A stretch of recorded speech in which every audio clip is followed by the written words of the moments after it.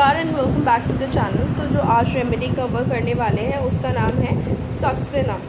Basically एक fossilised tree raisin से बनी हुई रेमेडी है, यानी ट्री के रेजन जो फॉसिल फॉर्म में आ जाता है उससे बनी हुई रेमेडी है। इलेक्ट्रॉन या एम्बर से बनी हुई रेमेडी भी इसको बोल सकते हैं। और जो आज की रेफरेंस बुक है वो है again Boericke's new manual of homoeopathic materia medica with repertory.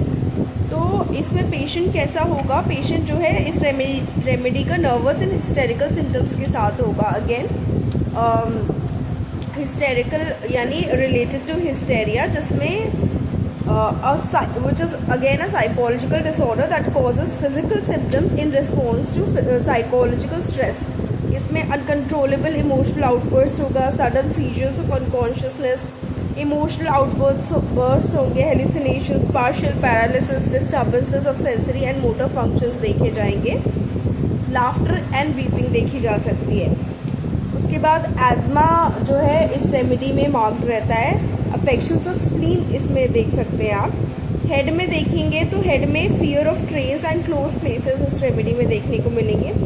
Headache, lacrimation, sneezing. Lacrimation यानी जो वाटरिंग फ्रॉम आइज होती है, the flow of tears basically, उसको लैक्रिमेशन बोलते हैं। तो वो इस रेमेडी में देखने को मिल सकते हैं। रेस्पिरेटरी सिम्टम्स में अगेन एज़मा, इंसिपिएंट थाइसिस। इंसिपिएंट माने किसी चीज़ का स्टार्टिंग हो रहा है। थाइसिस अर्लियर यूज़ किया जाता था ट्यूबरक्लोसिस के लिए, या कोई भी ऐसी डिजीज़ जो कंजम्पशन डिजीज़ है, वेस्टिंग डिजीज़ है, या बॉडी में किसी ऑर्गन टिश्यू की वेस्टिंग हो रही है, उसके लिए टर्म यूज़ किया जाता था। Chronic bronchitis. अब ब्रोंकाइटिस में inflammation of the lining of your bronchiole tubules होता है। तो उस केस में जो क्रॉनिक फॉर्म में चली आ रही है, pains in chest, whooping cough के केस में आप इसको यूज़ कर सकते हैं। अब रिलेशनशिप में इसमें दे रखा है कंपैरिजन में कि do not confound with ambra succinum acidum, यानी सक्सेनम को एम्ब्र सक्सेनम एसिडम से कंफ्यूज नहीं करना है। कंफाउंड माने कंफ्यूज करना या सरप्राइज समबडी, तो कंफ्यूज नहीं करना है सक्सेनम को।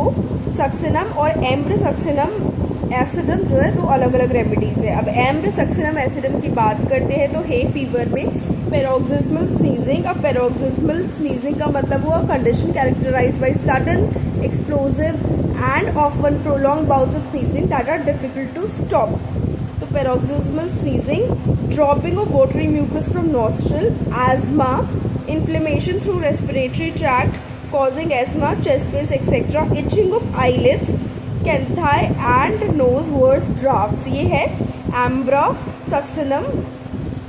succinicum acidum.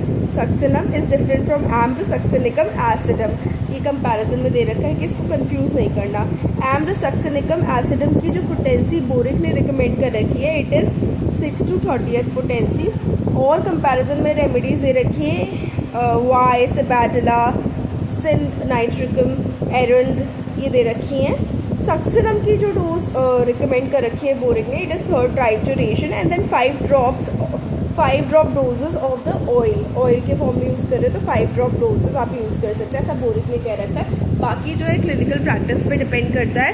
So that's it for this remedy called succinum. इसके जो कंपैरिजन में वो दे रखी है उसका नाम मैं फिर से सही प्रोनाउंस कर देती हूँ।